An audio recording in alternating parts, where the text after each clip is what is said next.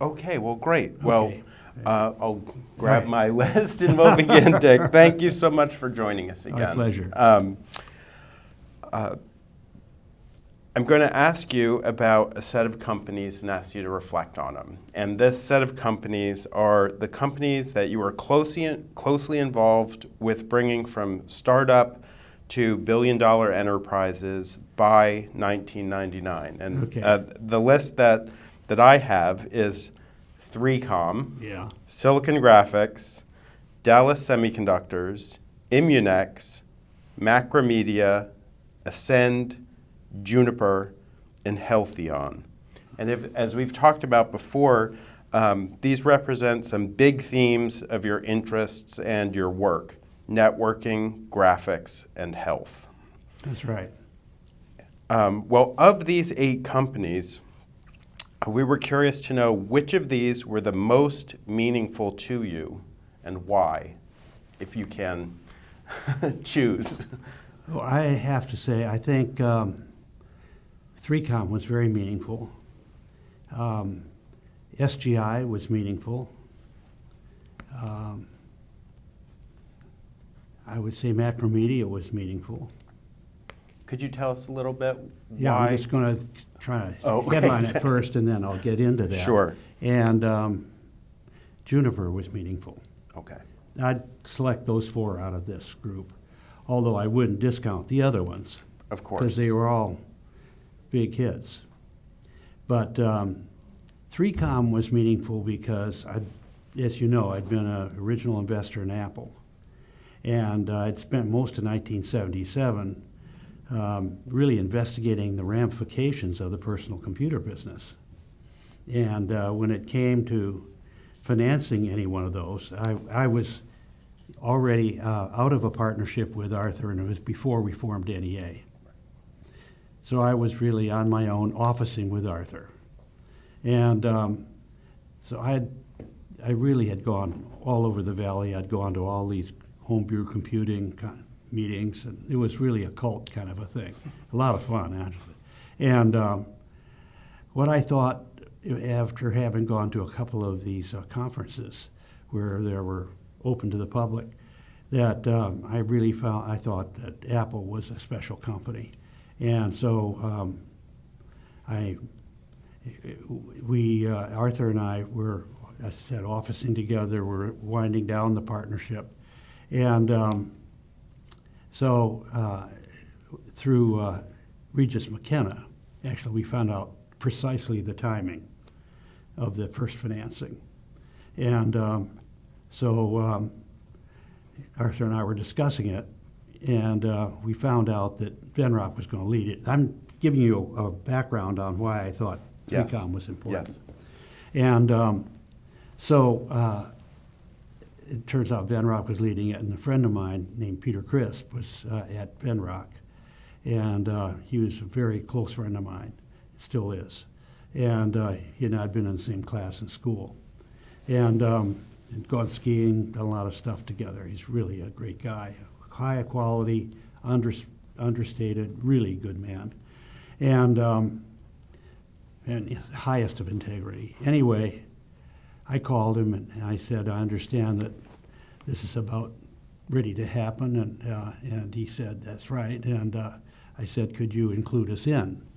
And so he said yes. And so I went back and reported that to Arthur. And anyway, so Peter and I stayed very closely in touch because Art went on the board, and we ultimately became chairman of the board. But anyway, so then there was a lot of you had to really be in the valley to understand what was going on. And Peter was in New York, and he had some very close. He had some people, his own people here. But anyway, so. About 2 years or so, that was in 1977. And in 1981, I think it was, I met Bob Metcalf. And I won't go through all the ramifications of how this all worked, but I wound up as a startup investor along with some fellows from Hewlett-Packard. who were as investors there. And anyhow, fast forward to 5 years ago, and we had a fellow in our office who was doing a recap of the most significant companies that we had been involved in. He said probably the most significant was 3Com because of the role it played in the development of a work group. So having had that exposure at Apple, the personal computer, when Bob and I spoke about it, and we went, and he said, my idea is to actually expand that. He'd been at the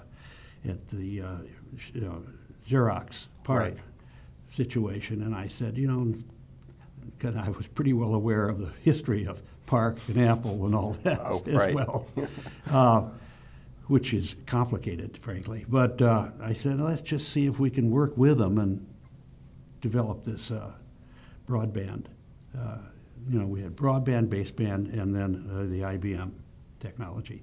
And so we did, anyway, Bob and I got together, and I thought the idea of bringing in the technology that was inherent at Apple, along with, a memory bank, along with the disk drives, along with the ability to transmit and communicate, and the whole thing, I thought it was just absolutely the thing that was going to make work groups much more compelling. So you'd go from the personal computer to a group computer. Right. And really magnify the whole impact of the personal computer in a very major way for enterprises, small or large. So that was what really fascinated me. I thought this was the way that Bob had it organized in the very beginning was all his fraternity brothers at MIT. My co-investor didn't like that so much, but because he thought it was a little limiting, but they were really great people. And I thought that it was a group that you could definitely work with. And so with a few exceptions, we made some changes in the sales process, and that was one part of it. And but I mean, as far as product development and the idea of how do you market this and present it as a compelling technology, I thought we really had it. Actually, it was interesting. We had one fellow who was he was our patent counsel, and he was also oversaw operations. Oh. And anyway, great guy. And anyway, the long and short of it is that it took us a minimal amount of time. This was the first company that was ever founded at 3000 Sand Hill Road. Did you know that? Not at all. It was a series of offices up until then. And so it was the first company, and you can verify that with Bob for sure. And anyhow, it was a thrilling experience because I thought we were really, you don't really in your life come upon very many of these really iconic events that happen that's going to just magnify the world. And I felt that was the situation here. And the quality of the people was so good. Mm. So that's what we did, and that was really meaningful. Yeah, I can imagine making that vision of distributed personal computing or the whole client-server model happen. Right. I wondered. And I mentioned we went after we started shipping, 1 million, 4 million, 1 million, 4 million, 16 million, and 47 million. That was our ramp. Yeah. And we went public in that 47 million year. It must have been a great challenge, actually, to contend with that kind of growth. But, we had Howard Charney was the one I mentioned. Yes. Who was the patent counsel and also head of operations. He gave me a very good tip. He said, Dick, when you come into a company, he said, you can always tell whether it's a winner or a loser. I said, really? He said, what is that? He said, it's called buzz. There's a buzz in a company. And when people are excited about what they're doing, and it's nonstop productive work until all hours of the day and night. He said there is an excitement in a company that you can pick up just like that. And I said, Howard, that is one great piece of wisdom that you've given me. So anyway, I learned that from 3Com. It reminds me of what you've said in our earlier interviews about having or losing the religion. Right. That enthusiasm or dedication, the buzz. And I just the culmination of that story is I left the board coincident with their acquiring this other company that was in our business. It was an okay thing, but I really thought it wasn't perfect. And it took away some of the magic that we had as an independent company. And I left the board at that point. And I think really looking over the long term, look, we did really well, the public did okay, and it was all that. Sold the company eventually for $1.5 billion. But it should have been a multiplier of that by 20. I thought a little of the magic went out of the company when we started diversifying our interests away from the core technology. Well, there's so many questions I could ask about 3Com, but there's so many other interesting names on this list. I'll just ask one. Okay. I'll restrain myself to one, which is Ethernet came out of Xerox PARC. Right. How were you involved at all in that negotiation about how to take that technology that had been developed there and take it out of PARC and into 3Com, or how did that Well, it was work? we decided that we were going to play it very straight with Xerox. And so we went back to them and we negotiated a license agreement. And actually, it was really a very fundamentally good thing because Xerox negotiated with Intel and I believe with DEC, and to get, to proliferate the technology. And so we had a core competency of users that took it and just exploded it. So when we were, competing with IBM and also with baseband, those were the three technologies at the time. And we had a core of really good companies that were proliferating the whole thing. So how did it work out? It worked out great. We worked out a royalty agreement with Xerox. So it was a win-win-win. They must have made a tremendous amount off of that licensing deal. It was. Yeah. And now you look at it and it's all broadband. Well, maybe I could ask you to tell us about why you chose to emphasize Silicon Graphics as a company that really was meaningful to you from this set of companies. Well, there again, I'm always looking for magic. Yeah. And when the magic is there, it's great. When the magic isn't there, I say goodbye. And there was something special about SGI as well. And I have been a long-standing friend of Jim Clark's. And Mayfield had put together a sort of a small round of financing, and Glenn Mueller asked me to come over and take a look at it. It was quite a funny thing. It was a put-together team. Jim came to Glenn, and they talked about the technology, and then there was a really nice man who was involved in sort of being the interim but beginning CEO, and there was a whole phalanx of people with, from accounting to manufacturing to operations to software and the whole shot. And so I went to this, we made the investment. It was a very early A round, I guess it was. You had the C round, then the A round, seed round first. And I went to this board meeting.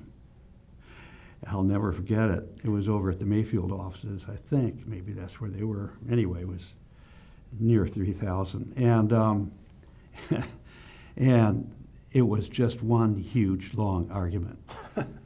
And Jim was just, he had just left Stanford, I guess, or maybe he was still at Stanford.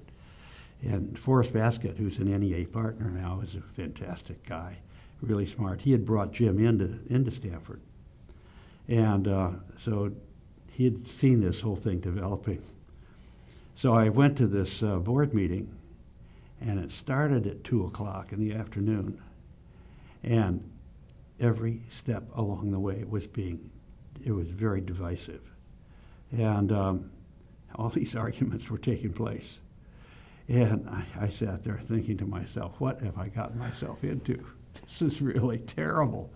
I liked sort of the magic of the idea, but the enunciation of that idea was in the weeds. And so the long and short of it is that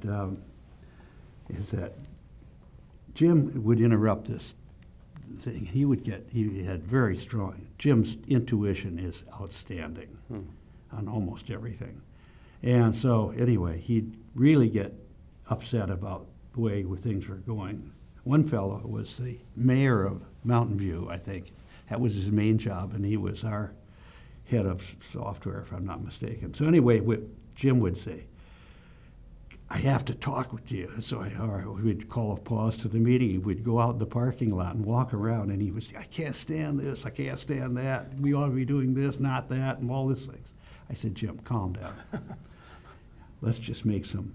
I said, do you like Vern, who is the CEO, interim CEO? And he said, I think Vern's great. He said, he's not a leader, but he's really a good guy and a good manager. And so he said, okay, look, let's just take this one step at a time. We're going to try to improve the management team. And we're not going to do it wholesale. But there's a great idea here. And this is all the workstation again. I was taking it as an extrapolation of 3Com into the next proliferation of what we're doing. And so anyway, long short of it is we made all those changes. We then got Ed McCracken in. Glenn Mueller was the one who got Ed. He was at that point the highest ranking HP person ever to leave. And he came in, and Ed had a very solid understanding of technology, the marketplace, how to execute. He was a good leader of people. And so that was really the official launch of SGI. And we had 10 golden years. And then due to, again, management, Ed had been the pick by the president to be the leader of the internet highway. Okay. And when you lose your leader, bad things happen. And we lost our leader, and he got I would say distracted by what was going on in Washington. And we never quite had it again. And then we made an acquisition of Cray, which, again, diluted the spirit of the place. And the combination of losing the focus on how do you really lead the next technology rather than react to it, sort of led to its ultimately demise. But after 10 really golden years, it lost its way. And do you remember what it was where you first saw what you felt was the magic? Was it in the graphical capabilities? It was in the graphics, right? Yeah. Okay. And you could really do things. I mean, we had these. You could do things that had never been seen before. Right. And the Workstation Technology, they were a leader in Workstation Technology. The technical aspects of Workstation Technology, we had lots of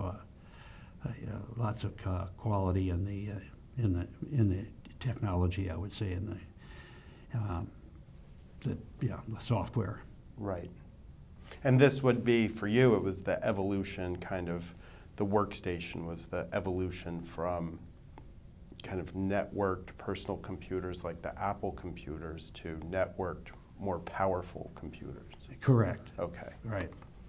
So, and then you mentioned, we talked about Macromedia. Yes. And Juniper. Yes. Macromedia was another sort of a quizzical beginning. There was I had a son who majored in architecture at Berkeley, and so then he was involved in systematizing and computerizing an architectural firm, and so there was, out of that grew a small company, and I'd brought Jim in as one of the investors, Jim Clark, and then another fellow named Bill Woodward was the CEO. And so we were making slow but gradual progress in doing that little specialty thing. But at the same time, John Doerr was involved in a company called Macromind, which was a lot of technology expertise, and a really discombobulated management team. And anyway, he and I got together, and we said, what if we we have a good culture and a good technology that's complementary to your technology. Macromind could be, with a different leader, could work out well. And so we put the two companies together, and the fellow who was the problem at Macromind went away, and even though the culture had been good at our company, their leader kind of went away. We brought in Tim Mott, and Tim Mott was terrific. And we said, let's just focus on Apple to start with. And so we did, and we began to develop the software that would form the foundation. And then we started making acquisitions that were really, really powerful applications of what we were doing. And about that time, we acquired a company in Minnesota for its president, Bud Colligan. And Bud was an Apple devotee. He'd been at Apple. And Tim was the first one to recommend that we bring in Bud. And we had a great run of 4 or 5 years with Bud. And then we wanted to go beyond the Apple environment, and we brought in another really great guy who had been at SGI. And so he came in, and he really made the company into what it is today. And now it's really, what you see at Adobe is actually Macromedia. Because the management at Macromedia became the lead management at Adobe. Oh, even a lot of people don't know that. No, I didn't. Yeah. And then at Juniper, the situation at Juniper was that they had a great guy as the technology guy. Again, a lot of magic there. And again, without going through it all, we brought in a management team that was first rate. And I was working there with Vinod Khosla, and we had a great time and built we had 2 of the 5 best network architects, software architects in the world. And what we did is we actually were the only team that could out Cisco in the networking side. And that's why it took off and did so well. And it was a huge success.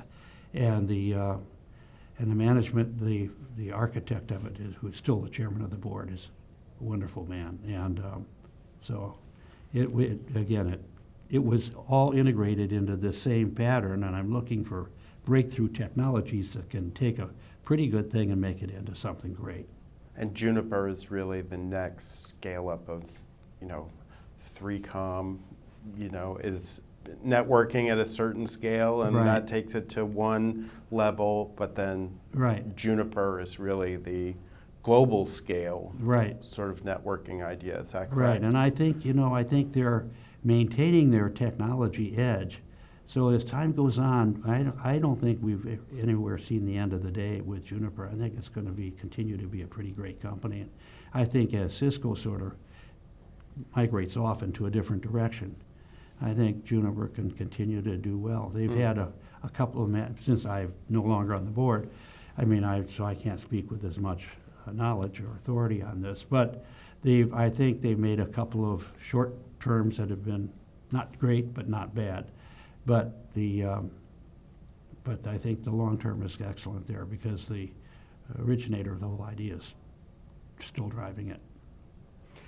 It's very interesting, just reflecting on what you've been saying, the importance of, it sounds like there's a lot of importance to which individuals are in the management, top management positions in the companies. Totally. And is that because the company is kind of structured to make those positions decisive?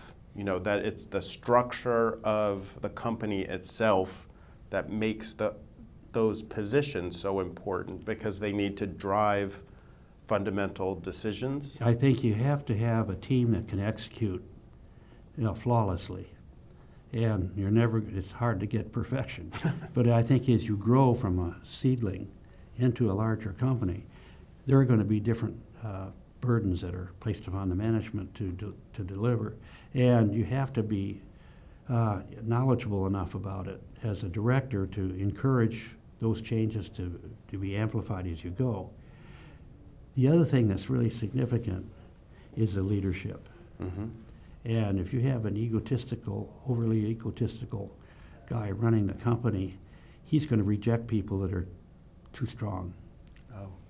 And so I think, for example, when you look at what happened to Apple, when Steve lost his job in the late 80s, Yes.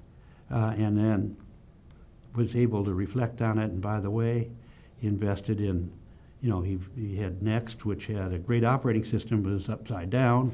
They had to change it after Apple acquired it. And then he had been, in the film business, and he'd learned a lot about how a company like that was able to morph itself really into a significant entity. I think that pointed out that he needed more than himself. And to him, he grew wise in that process. And I think if you look back on most of these occasions, when Ed McCracken left, got distracted, and saw the bigger picture in Washington, which really wasn't, but looked like it for a bit. And I think Bob Metcalf left 3Com because he thought that the magic was gone as well. And several others. Every one of these are the same. There is it's a understanding and awareness by the management that there's a bigger goal out here. And they can be a part of leading that and keeping the flame alive. But they have to be able to bring in people who share the responsibility and the pride of seeing the company succeed in a big way. So if the goal is more important than the individual ego, then they can bring in strong enough characters. Correct. In service of the goal. Exactly right. Well, to switch gears just slightly, this same period, we've talked about the successes and things that you learned from them. Do any failures, what were your most important failures from this period in terms of, what you learned from them? Right. Well, I've been lucky enough to only have encountered 3 really dishonest people. Oh. Crooks. Okay. And the worst failure I had was I was involved in a company called Resonex. And Resonex I was the 4th NEA person to pick up the responsibility for this. It was a company that was in the MRI business. Okay. And in reflection, there are some businesses you shouldn't do as a startup. One of them is is imaging, medical imaging, right, which is really a big company business. But anyway, we had a fellow who really knew a lot about this. He had been at GE Medical. And a great guy named Bill Brody, had invented a new form of MRI machines which didn't completely encapsulate the patient. Right. And this one had about a 60% thing, so people didn't feel trapped inside the MRI machine. And so this is a big company business, and we had to do a lot to perfect the technology. So anyway, so we had one fellow in there for a while, and another one came in, and then another one came in, and we had a lot of money invested in the company by this time. And he ate it, and we were about ready to give up. And the third guy said, I think, but we were just actually at a point where we were really getting some traction. These are $1.5 million devices. Right. And so we had so we didn't have a good, Bill Brody only stayed there for the technology really, but he was vitally interested in the company. But we had good leadership at the company.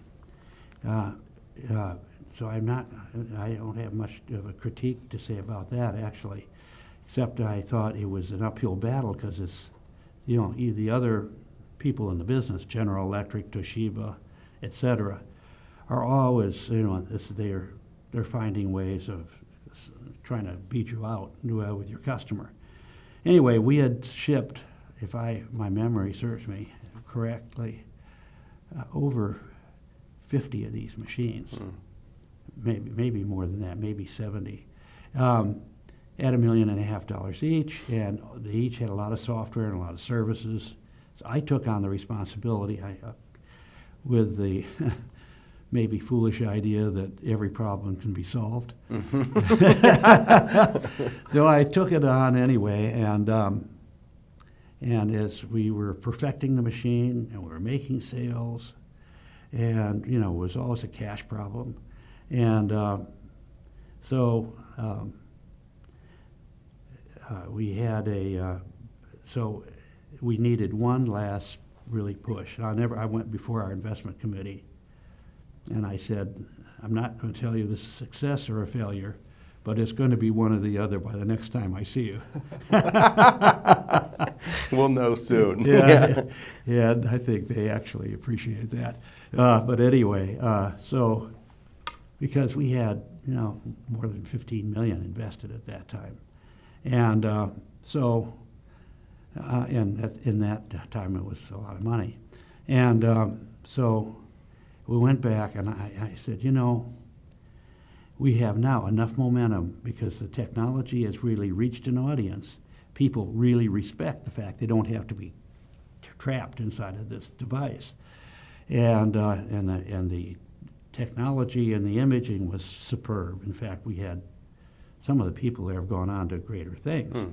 But anyway, the long and short of it is that I said, I think if we could sell the services to General Electric and sort of have a partnership with them, we can all win.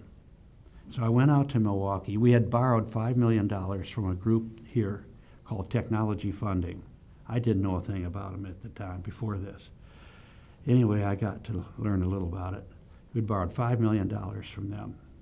And so I went to Milwaukee, and I got a memorandum of understanding with the management of General Electric Medical Imaging, who were the leader in the field. Right.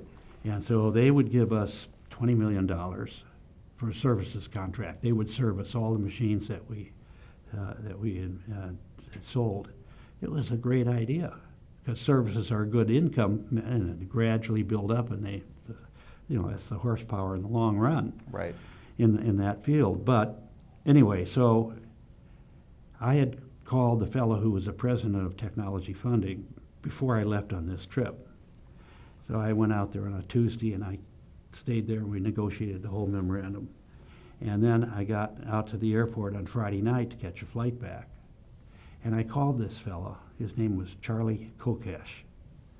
And I said, Charlie, I've got great news for you. We're going to be able to pay you back in 10 days. Your $5 million. And then we'd had $15 million left to run the company. And I thought we had enough momentum by this time. We were doing $20 to $30 million in revenues now. And good software along with the device. And I had some small, second run underwriters lined up, and maybe I could have graduated up to better run underwriters anyway. So I did that, and so I said, we're going to pay you your $5 million back, no longer than 10 days. And I have a memorandum of understanding signed by Jeff Immel, by the way, who was head of the device. That's at Good signature. Yeah, basic. So anyway, I get back on Monday morning. They called the loan. And I heard from one of the people at the company, he says, these people are out in the parking lot celebrating because you have the deal with General Electric, and now the guy, Charlie Kokesh, wants to take over the company. So they did take over the company. So we lost $18 or $20 million. The only redemption on all this is Charlie Kokesh is currently on a 20-year sentence in New Mexico, state of New Mexico federal prison for fraudulent behavior. Interesting. He's Wow. done it time and time again. He's a complete crook. And we had a way out where we could have won. He would have gotten his money back with the warrants and everything else. Anyway, all the people left the company, and eventually General Electric took it over. That was the worst one. That sounds pretty bad. It was pretty bad. Well, it's interesting. I had a question later in my list that maybe I'll ask now, which was about particular other venture capital investors or financial investors Right. That you have worked with over time, because I would imagine these networks of trust and respect Right. happen. And I was interested in, you have a very particular model for NEA. Mm-hmm. And I was just wondering about who you personally, through that, have chosen to work with, who are also venture investors or other investor types, who might have a different model, but who you still, choose to work with, or just how that evolved, Well, I'm a very democratic guy, and I think talents. I look for somebody as a partner who is passionate about what they're doing, and who is technically outstanding, who knows the marketplace. So he unites the technology in the marketplace, and is a trustworthy individual. And I don't have a formula. I play it by ear. And I'm involved in a small company now that requires a lot of understanding in the software field and the communications field. It's a combination thing. And I'm really thrilled that this individual is somebody I can partner with, and I think we're on the brink of success. So I don't have a formula about this. I do. There are some individuals that I have more confidence in than others, and I'm a team player. I'm a direct guy, and I can't stand any baloney, and so I like people who are like-minded. So I've collaborated with 100 people. Actually, I don't have a formula, Right. and I don't have any ego to think, false ego, that is. To try to make me any more than I am. I'm not an engineer. And we mentioned Immunex, for example. Yes. Immunex, fantastic. That was the first cancer therapeutic company, and it was a great company. It was, we ultimately merged it into Amgen for $29 billion. It was a huge deal. But the CEO there was a non-pharmacist guy, non-medical guy. Yeah, but we had a guy named Steve Gillis. There were two really outstanding technology guys. But the point is that, in that field, it takes me about a year to really understand a company's market and its technology and put it all together. I do a lot of reading. I'm into this field in part because I'm a lifelong learner, really. I don't have any illusions about anything particularly. But for example, I'm involved in a company right now that's doing, I think I mentioned this before, it's called Tai-Alpha Energy. Oh, fusion. Fusion. And I'm a huge believer in the benefits of fusion if we can actually get it to the right spot. We're going to get there, in my judgment. And I mean, we've proven sustainability, and we're now within 10 billion degrees of our temperature requirements. We're at 32 million degrees, and 42 million is where we have to get to. But you talk about understanding technology and having partners. I mean, this is a long road, and but we're getting pretty close. I think we will be able to monetize this in a commercial sense for licensing and so on within 24 months. Wow. That is a rapid conclosure. I've been involved in this for 12 years, but the people involved are fantastic, and you probably know Art. There are a number of these. Art Sandberg is the chairman. He's the chairman of the board of trustees at MIT. He has a whole MIT nuclear department all involved in this.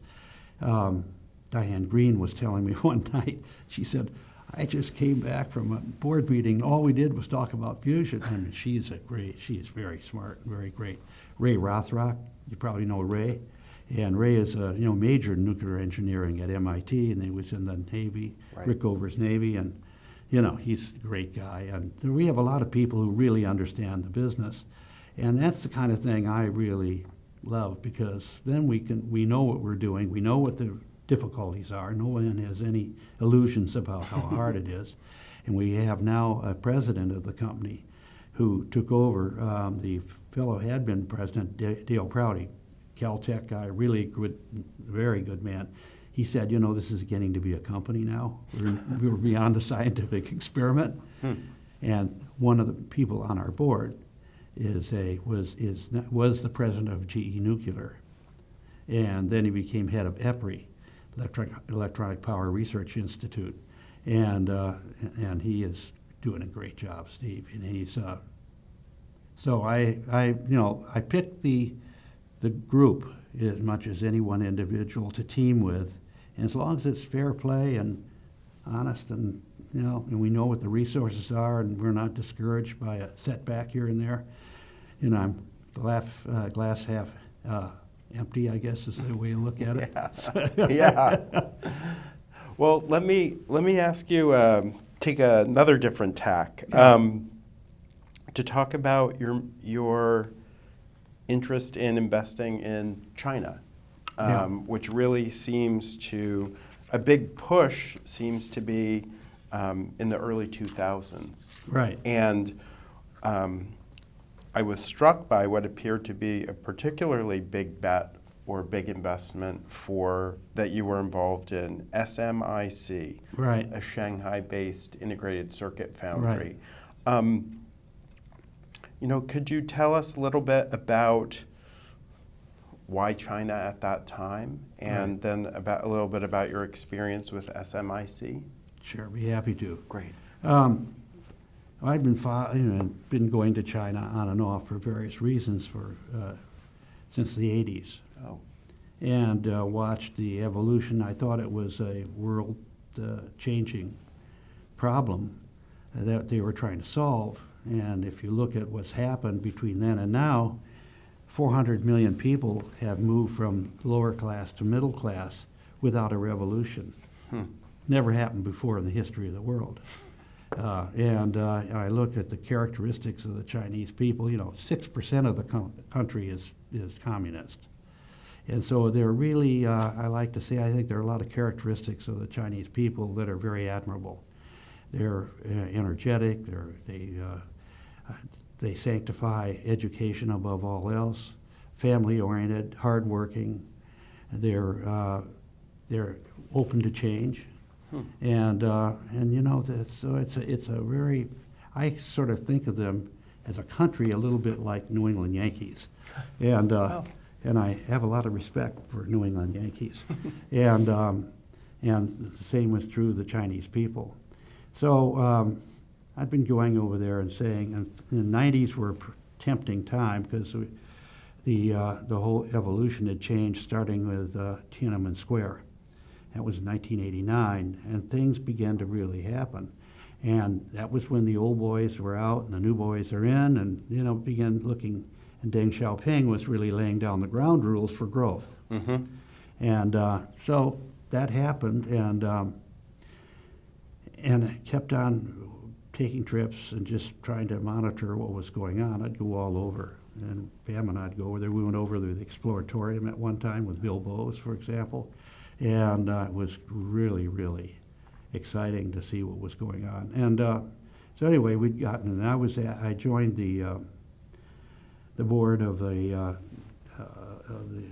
Bay Area Council, and I was brought on that board to be the sort of the leader of the dialogue that was going on between Shanghai and it was called the actually Yangtze River Council and the Bay Area Council, Mm-hmm. and to see if we could forge a really meaningful relationship. And so I had that sort of thing, and then so we decided maybe it was time to really take this more seriously from an investment standpoint, because capital, it was pretty obvious that there were going to be the evolution of capital markets, and they were actually open to the capitalistic system, no matter what they call themselves. So it isn't communism, and it's not the free market, but there's something in between, sort of even guiding it with, wise, not authoritative or totalitarian government. And so about that time, we ran into SMIC. And if you really analyze it, the foundation of any technology in a new emerging economy is in the semiconductor business. Hmm. And so there had been a few small starts in the semiconductor business, but the fellow who was the founder of SMIC was a Dr. Richard Chang, who he'd been with Texas Instruments for 17 years, and he had opened 11 different countries for Texas Instruments, and he was a very knowledgeable guy, and he had brought together a group of really good people. Most of them had been ex-Intel people. Hmm. So a team of 5 of us went over and checked it all out, and it looked like it was a shot worth taking. In addition to that, the cities of Beijing and Shanghai, in a rare moment of collaboration, both invested in the company. Huh. So we had a kind of a consensus and enough capital to really make something like this work. Just before we closed on the financing, one of my partners, Chuck Newhall, said, "By the way, I understand that this Richard Chang is a fundamentalist." And I said, I hadn't known that. And I said, "Well, that's better than a crook." And to myself. And anyway, the long and short of it is we got up and going, and he was excellent in that part of it, getting the company started. And then he built it out, and we had fabs in both Beijing and Shanghai. And he had built a church in the compound that was around the Shanghai facility, and he had all these people that were going to church. And I don't have anything against going to church, but it all depends on what your priorities are. Mm-hmm. It turned out that actually he was not a completely straightforward guy. I wouldn't say he was dishonest. He just wasn't straightforward. And his priorities were wrong. He was all about fundamentalism, and my partner had been right to bring it up as a warning shot. And so we got into it, and so we had so much momentum that we went public. and we went public at $17 a share, and that was a pretty good thing at the time. I can't remember what the market cap was, but it was enough, and we had the cities behind us. Right. Shanghai, everything looked like it was going all right.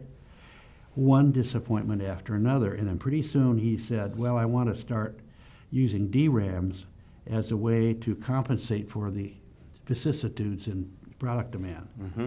Now, you know a lot about DRAMs, and DRAMs almost killed Intel. Absolutely. And it's the worst thing possible. It's a tough business. Tough business. And there's only one company that's ever made it in DRAMs. And anyhow, the long and short of it is we went through a awful period. And I had been on the board for a while, and then I got off the board because it was, I couldn't contribute much. And but we were locked into this, and they were making gradual, progress, but so gradual. And my partners got tired of it, and so we were they forced us out. We were forced to sell. And we sold it on the open market. I said, I think we're doing this prematurely, even though, and we could have sold it. I said, look, we can sell it any time. And I'm not really a believer in holding public stocks. Mm-hmm. But we could have sold it at any time, and I said, it's half price right now. And so we did sell it, I guess it was about 4 or 5 years ago. But we have a woman, Carmen Chang, now, who is, she was with Wilson Sonsini, and also we're the chairman in Sterling. She's a very, very intelligent woman, and her husband's a professor at Stanford. And Carmen knows everybody in China, literally. Her father was the head of the Air Force for the Nationalists at one point, and they pay a lot of attention to your ancestry and were they upstanding people or not, or what. Right. It's one of the values by which they judge people. And Carmen's going on the board, and I'm happy to say for those who are shareholders right now of SMIC, it's now doubled from where we sold it. We're forced to sell it, and we should have held on to it a little while longer because we weren't quite in payday land yet with that partnership, but now we are. So it would have been really much more valuable. But we didn't, so I just chalk it up to a learning experience. Well, it's interesting to make any sort of bet in semiconductors. What would you call it? The entry price to do anything in that is so gigantic if you're doing manufacturing. That's right. Because what did the factories cost? Several billion each, I suppose. Huge. If you saw these buildings, none of my partners ever saw them. I mean, they're staggering. Yeah. Oh, yeah. The one in Beijing is just incredible. I mean, it's worth every penny for what it cost. Yeah, and I don't think people get the scale of the thing. They don't. And it's, Arthur had been the original chairman of Intel, and I had a pretty good understanding of how much capital is required in the semiconductor business. It's massive. And by the way, I think there's a move on right now to really take advantage of that. In China, it's going to lead a consortium, SMIC lead a consortium, and that's going to actually flow through a lot of the advantages of the most recent technology. I think they're down to they're at maybe 23 nanometers right now, and they're getting competitive for a foundry. I want to return to China, but ask a quick question. By the way, it was a good foundation project to have. Well, to get into the whole, right. I'm sure a lot of contacts developed, and right. I was just going to ask if because the entry stake for anything relating to semiconductor manufacturing is so huge, capital intensive. What do you see just in the landscape of venture investing in semiconductors in the past, 2 decades? How has that been? Well, if you're doing it on a rote basis, it's terrible. If you want to see a really successful thing, look at NVIDIA. Ah, So there are the two extremes. right. And I think that now that haven't run out of Moore's Law, but we're getting close to it. And but there are new, there are always innovations. And when you double up the technology where like it's being done now, I mean, it does give you a little more runway. But I'd say it's all software. And it's, the manufacturing cycles are still real. And so it takes a lot of capital, but it's much more software oriented. And I think that technology innovation means that there are always going to be trade-offs. And I think I like I think Intel's acquisition of Mobileye is a pretty far-sighted one. I think it's a good one because semiconductors play a big role in automobiles and are going to play an ever larger role. And Mobileye is playing another role in this autonomous driving. It's definitely here. And so I think semiconductors are going to take on a different role than they've had in the past. Has your investment, thank you, has your investment then in China been more in the software area, or are you also getting into the health area there? We've been, as a consequence of getting over there when I got there, I thought the health area was a good area, and so we partnered with a Chinese doctor who had gone to Harvard Medical School and MIT. He's a really smart guy, and so we pioneered a few partnerships there that I think would then lead to direct investments in companies. And then Scott Sandell at MIT has made over 50 trips to China. Wow. And he has taken a lot of companies that were otherwise meandering, shaped them up, partnered with various aspects of the Chinese government or semi-government through their universities, like Tsinghua. And so we have a good presence in China now, and we're partnering with Baidu on a lot of different deals, their development team. And so I feel very sound about that. I made in my new project, we have a small investment in Xiaomi, and that's been an interesting thing. Ups and never going down. It's just up and plateauing, and things like that.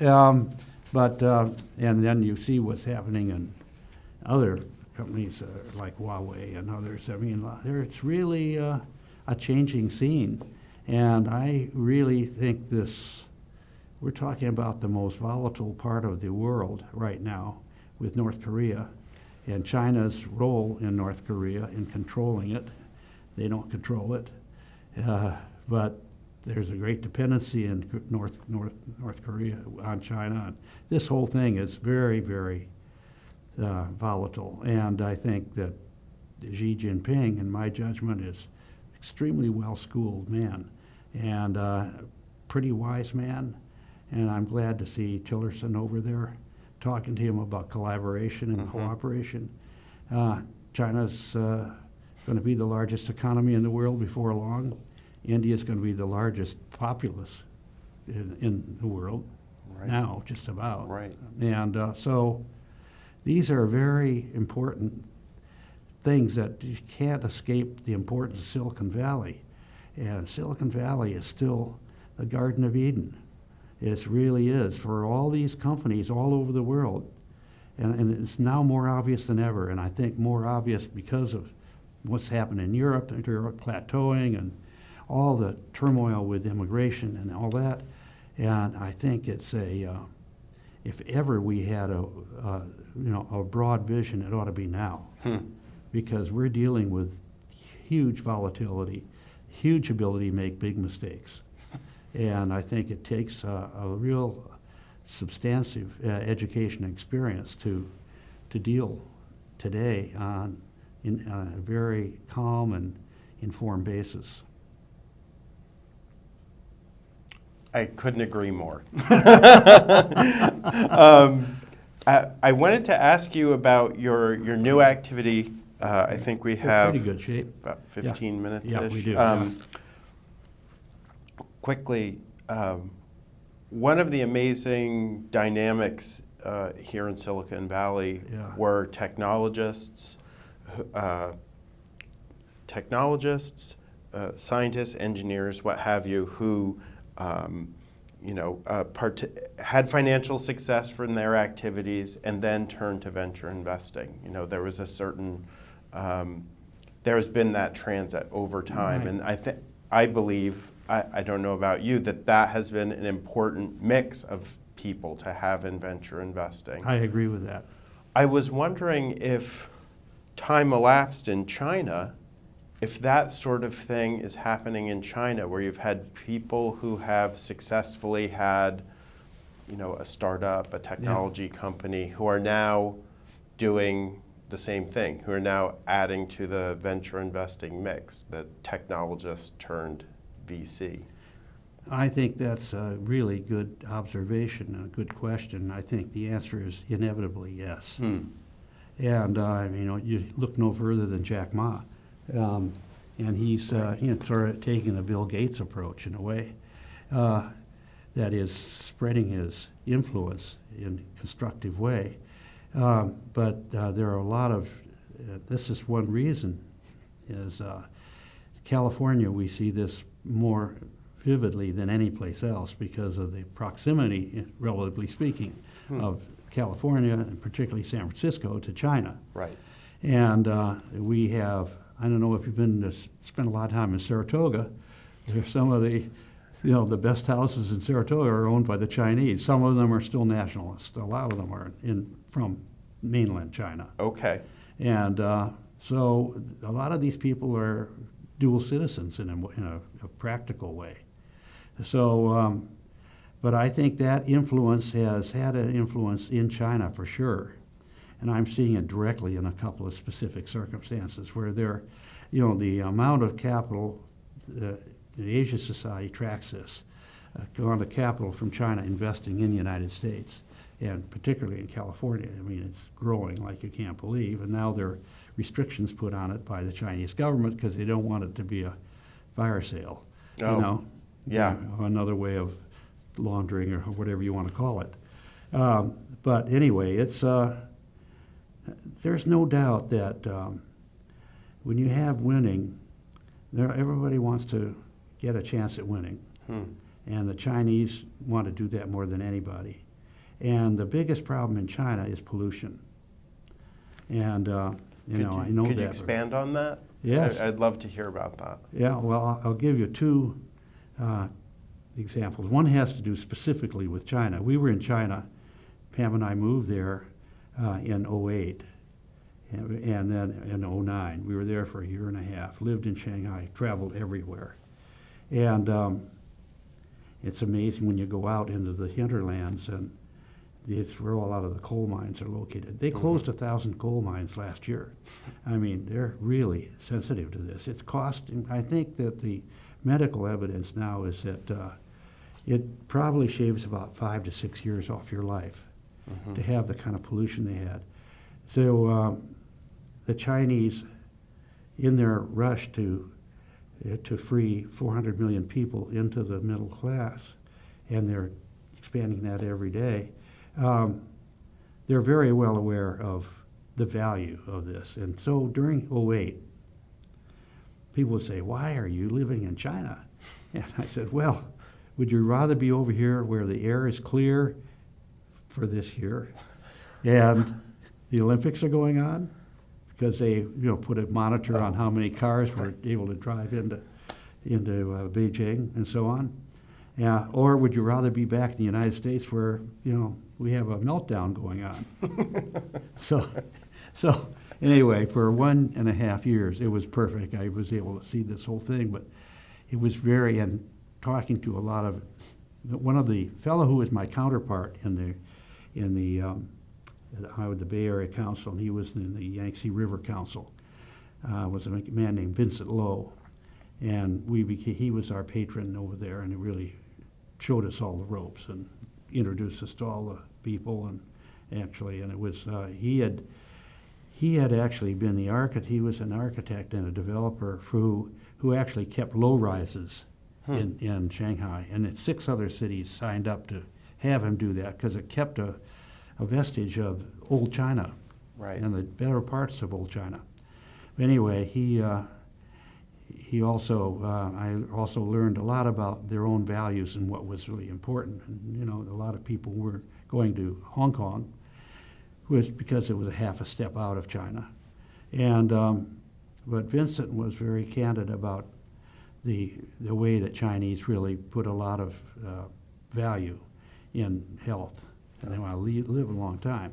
So this got me into another little experience that I translate back into, and this is why I'm a fan of Elon Musk's. And that is, we have a neighbor down in Florida named Swarovski, and they're the crystal people. And they asked us to go with them to the Salzburg Music Festival 2 out of the last 3 years. So we got over there this last time.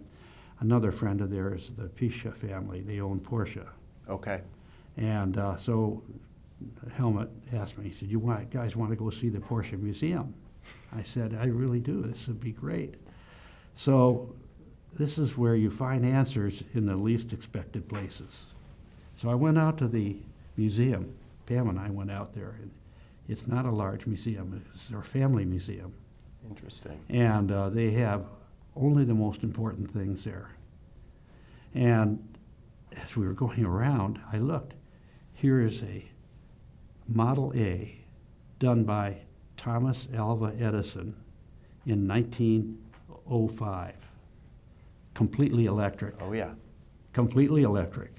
And then next to this is a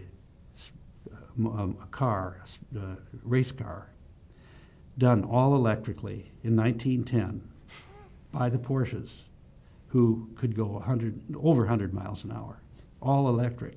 They had electric. They were transmitting electricity to the cars through the wheels. It was amazing to me. And I thought about this, and I said, to the man who was leading us through this exhibit, I said, why did you guys ever go off of electric cars? And he said, petrol was so cheap. And so now when I think about the pollution in the world, and a good part of it, it's coal mines and it's cars. And I think, what we did is we traded off the pollution in the world for fuel that was slightly cheaper at the time. I mean, big decision made wrong. So the Chinese are more alert to pollution than almost anywhere. And I don't know, it'll probably be, and that's why they're spending so much money on new forms of energy, including fusion, by the way. And I mean, these people are not to be denied. They're very, very definite about what they like and what they respect. And they do believe that they're the chosen people. They really do. It's down deep, it's entrenched in their being, and who am I to say they're wrong? Yeah. We got to pay attention, that's for sure. That's right. Well, I know our time is coming to a close, but I did want to ask you about something that you mentioned, which is, I think, a new or new-ish current activity of yours that I think you call Green Bay Ventures. That's correct. Now, and it seems like you have, through that, been into some very very interesting companies that are in the news a lot. Dropbox, Lyft, Spotify. We talked about the Chinese firm, who I can't recall. Xiaomi, thank you. And MuleSoft. MuleSoft, which just had went public last Friday. Congratulations. Right. Could you talk about what Green Bay Ventures is? Yes, it's actually the third step in 3 steps that I've taken since I stopped being a general partner. The first step was to do something in the resource area because that wouldn't compete with anything NEA did. I'm still the chairman of the management company at NEA, which is the largest individual general partner, by the way.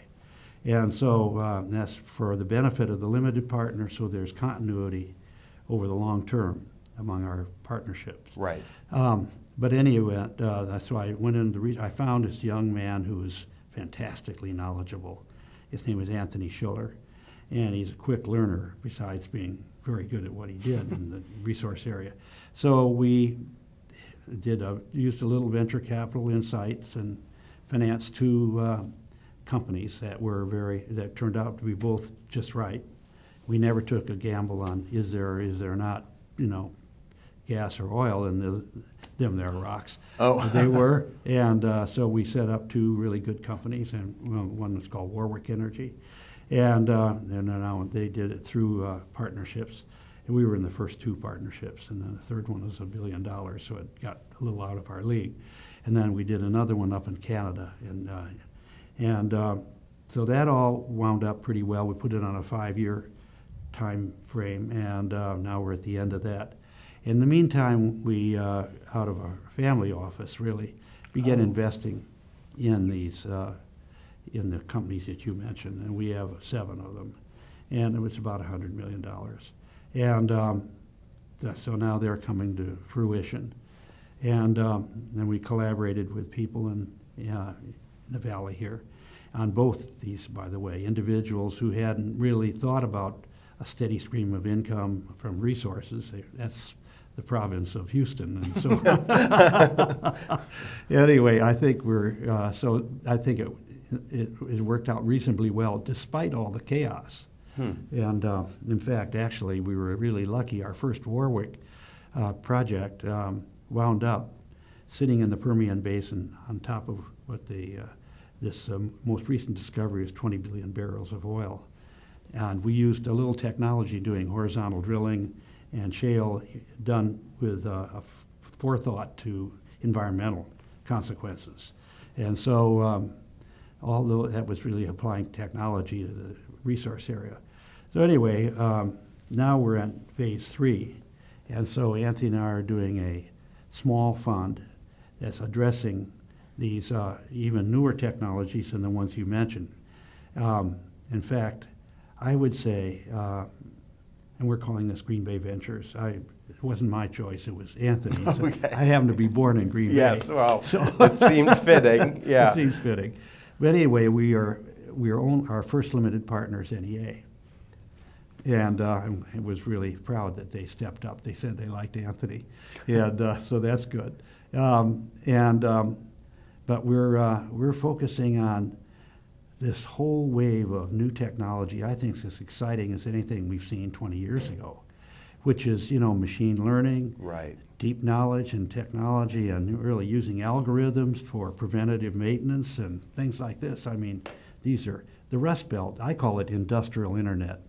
Because I think a lot of Rust Belt America hasn't been able to translate these new technologies that we're lucky enough to have here and on the East Coast as well into really productivity and enhancements in their basic business.